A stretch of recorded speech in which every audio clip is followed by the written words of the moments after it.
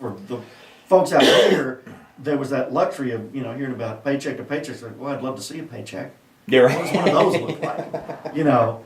It's prayer to prayer. Rainfall to rainfall, yeah. Right, exactly. And so, again, 2008 showed that that's not much security either, but the idea that there was that comfort level, okay, you knew as long as you kept doing your job right, that your car payment's going to get made and your house payment's going to get made. And obviously, agricultural people didn't have that assurance.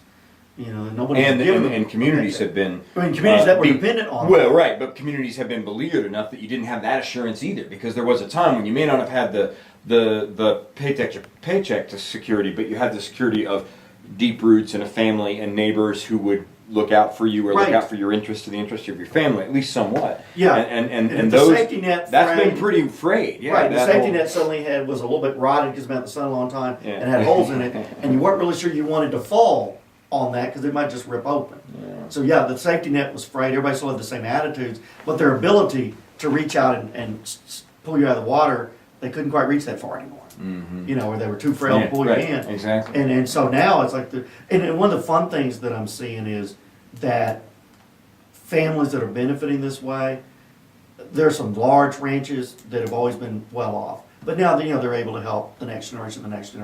But then there's some families that have just been getting by. They're suddenly much better off. And their immediate first thing was, now I can help the Little League in my hometown. Mm-hmm. Or, we needed some new furniture at the community center. Mm-hmm. And, they've always been the one, who, heart of gold, who would have done it. But they're like, here's my $5. Mm-hmm. And now they're like, don't put my name on this. But we're buying, we're buying a new fire truck for the volunteer fire department. Mm-hmm. And, here's $100,000. Mm-hmm. They're doing things now that they always wanted to do, and they never had the means to do it. Yeah. They would have given their last nickel, but the nickel wouldn't buy the fire truck.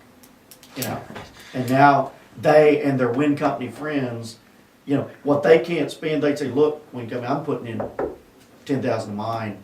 You're the one with the $1 billion out here. You match me. Mm-hmm. So there's a lot of that going on right now. We're individuals and businesses locally are able to go up to others and say, I'm putting in mine, you put in yours. Mm-hmm. It's not, they're able to make good. They're able to make good on the values that they've always had. Absolutely.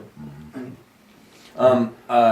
Any other signs? Any other interesting things that are just sort of signs of vitality that are not going to show up in the numbers on the reports that I have or the figures that I can get about tax base or valuation or any of that stuff? Is there anything else that's really a clear sign of the health of the place? I just think anything around, you go to the restaurants and you see the roar of conversation. You look at the hats and the shirts and see who's when, or you just know, and you realize what it would be if they weren't in there. Mm-hmm. That maybe 50% of the room would be vacant, and that restaurant probably wouldn't be there. And the tips are better. The people that work at the restaurants are not only busier, they have more tables, but people are living. Might have said, well, okay, 15% is $3, and about $2.50. Mm-hmm. Here's the change. Here's $20. Mm-hmm. I'm not leaving $2.50. I'm leaving $20. Mm-hmm. It's a lot more share of the wealth. The Huey P. Long idea. But and I just think around the schools, that's where you see it, because it's bringing up everybody. Historically, you always had some of us who were really well off. They'd had 2 or 3 generations of good decisions as merchants or lawyers or doctors. So but there was always the group that wasn't.